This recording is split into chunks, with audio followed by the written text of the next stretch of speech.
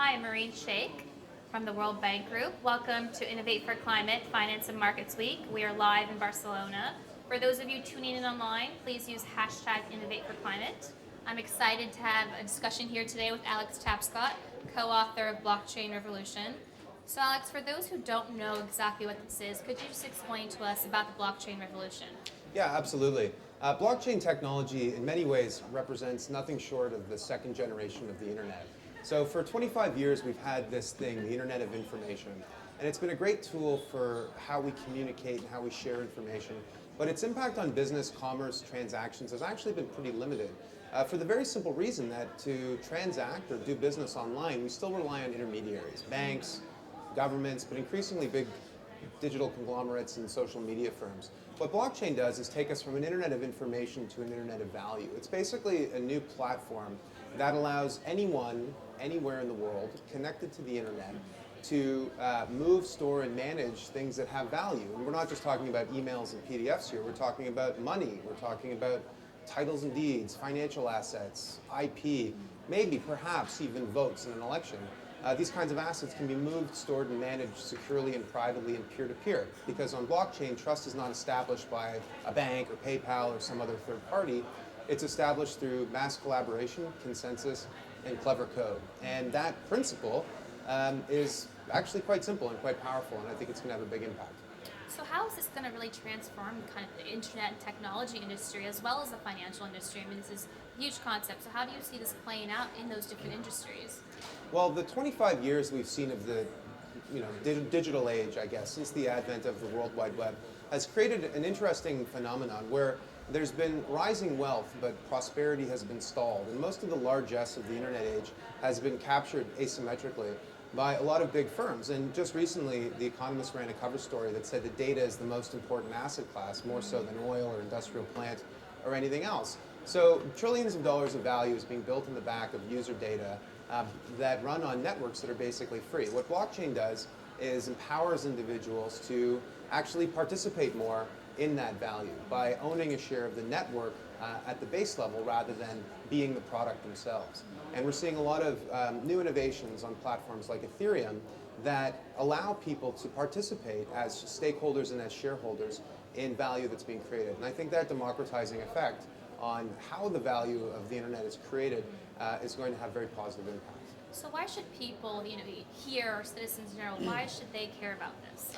Well, for the folks who are here, I mentioned that it's an internet of value or internet of assets, and one of the most fascinating and vexing assets that have been trying to unbundle are things like carbon credits or things like energy itself. I mean, carbon is an asset class that trades by appointment only between large institutions like corporations and governments, and for most individuals it's an abstraction that never really touches their lives, even though carbon itself is having a global impact on the environment and on people. So could we use this technology to make carbon more liquid, to thaw the market for something like carbon so that people can actually participate directly? I mean, imagine a world where for doing the right thing, for reducing your footprint, you could be rewarded economically in real time, and that your actions could result in direct benefits to you. I think that would help to make this whole process much more real and could help to accelerate the fight against these problems.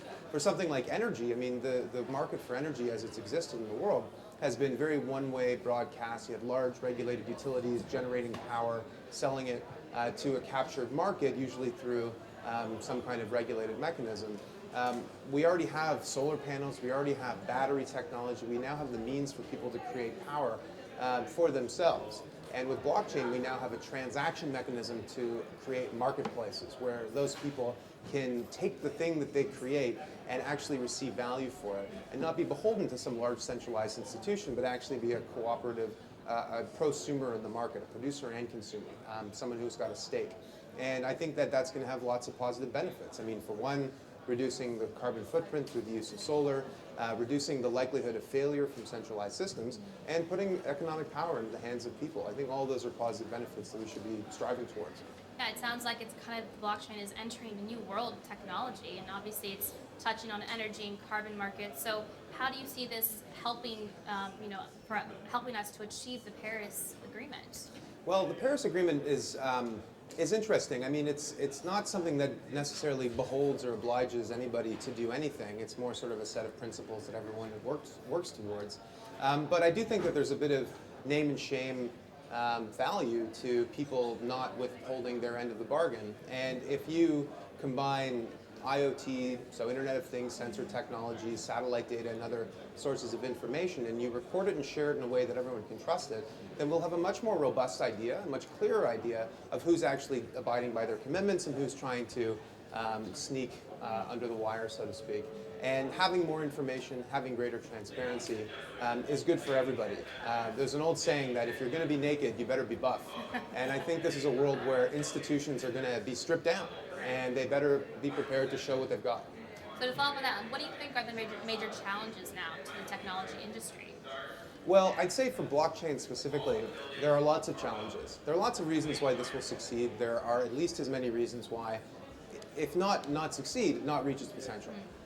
Can the technology scale to meet these demands? What will governments do? How will incumbents react? In something like distributed energy, what will these regulated utilities do to either embrace or not embrace this kind of a market? What are the social implications? We're talking about a technology that could disintermediate big parts of the workforce. Previous technologies cut away at the fringes, low margin, expendable labor, and this cuts at the center. It removes the needs for people in financial services, accounting, law, these kinds of professions. So do you think this is a solution then, blockchain revolution? Well, what I would say is that these are challenges that are not reasons it's not a good idea. They're implementation challenges. They need to be overcome. And I think that, people say we need less government, not more government. And I would argue that, no, that's not true. Or at least the question needs to be answered in a certain way, which is that let the private sector do its thing. I mean, if this technology creates economic incentives for people to change their behavior in a way that creates more value for them, let's do it. But at the same time, if it's going to create lots of dislocation, lots of changes in, say, the labor market, then let's have a plan for how we retrain and repurpose the workforce for this new era. Because if anything, things are changing quickly.